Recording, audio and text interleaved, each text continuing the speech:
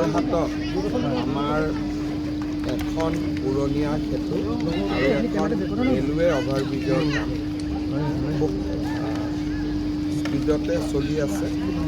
Jorhat medical কলেজৰ সন্মুখত এখন আমাৰ ৰোড অভাৰব্ৰিজ আৰু নিৰ্মাণ হৈ আছে। এই নিৰ্মাণৰ আমি প্ৰায় শেষ পৰ্যায়ত আহি উপনীত হৈছোঁ। মই আশা কৰোঁ যে ফেব্ৰুৱাৰী মাহৰ শেষৰ ফাললৈকে আমি এই আৰবিখনৰ নিৰ্মাণৰ কাম আমি শেষ কৰিব পাৰিম। আৰু ভোগদৈৰ ওপৰত যিখন ভোগদৈৰ কাষত যিখন ফ্লাইঅভাৰৰ নিৰ্মাণ কাম চলি আছে বৰুৱা চাৰিআলিৰ পৰা, সেইখনো আমি ডিচেম্বৰ মাহৰ শেষৰ সপ্তাহলৈকে গৈ অহা বছৰ আমি সমাপ্ত কৰিব পাৰিম।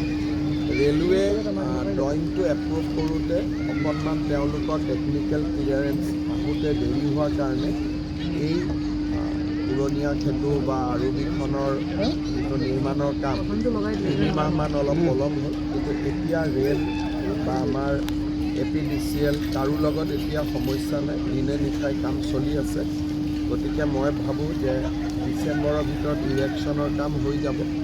বাকী ৰেলৱেৰ পৰা এটা ক্লিয়াৰেঞ্চ লাগিব আৰু বাকী কামখিনি সমাপন কৰোঁ মোটামুটি ফেব্ৰুৱাৰী মাহত হৈ যাব। বৰুৱা চাৰিআলিখন আপোনালোকে 1.5 বছৰ বৰুৱা চাৰিআলিখন আমি ডিচেম্বৰ 2025ত আমি শেষ কৰিম বুলি মনত ভাবিছোঁ। যিটো আপোনাৰ 12-14 মাহ মানে আজিকালি ফ্লাইঅভাৰ কৰোঁতে ইমানেই সময় লাগে। ইয়াত বেছি লাগিল কিয় ৰেল জড়িত হৈ আছে। য'ত ৰেলৱে জড়িত নাই তাত যিহেতু আমাৰ ৰাস্তাৰ ওপৰত কৰি যাব লাগে, গতিকে ইমান সময় নালাগে। ইয়াতে আমাৰ অসুবিধাটো আছিল কি ৰেলৱেৰ পৰা ড্ৰয়িং আনিব লাগিব, ৰেলে ড্ৰয়িং এপ্ৰুভ কৰিব লাগিব, ৰেলে ব্লকেজ দিব লাগিব।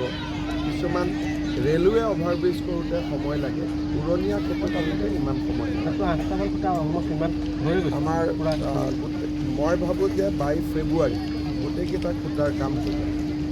গতিকে বৰুৱা চাৰিআলিখন আমাক ইমান সময় নালাগে। 25 ডিচেম্বৰ, খুব বেছি জানুৱাৰী, খুব বেছি ফেব্ৰুৱাৰী ইমানতে শেষ হ'ব। আৰবিত অলপ সময় লাগে, কাৰণ ৰেলৰ লগত অলপ কমিউনিকেশ্যনত অলপ তেওঁলোকে ৰেলৱে ছেফটিটো চাই ক্লিয়াৰেঞ্চ দিয়ে, তেওঁলোকে অলপ সময় লয়। তথাপিতো এতিয়া আমাৰ ৰেলৰ লগত প্ৰত্যেক মাহতে বা 2 মাহত চিফ ছেক্ৰেটাৰী পৰ্যায়ত মিটিং হৈ থাকে। গতিকে আগতকৈ স্মুথ হৈছে আৰু আগতকৈ ফাষ্ট হৈছে। চাৰিআলিত এখন চিন্তা কৰা হৈছিলে, খবৰ আছে নেকি? লাহে লাহে হৈ থাকিব। ইয়াততো আমাৰ সংসদগৰাকীয়ে কৈছে বেছি ফ্লাইঅভাৰ হ'ব নালাগে বুলি।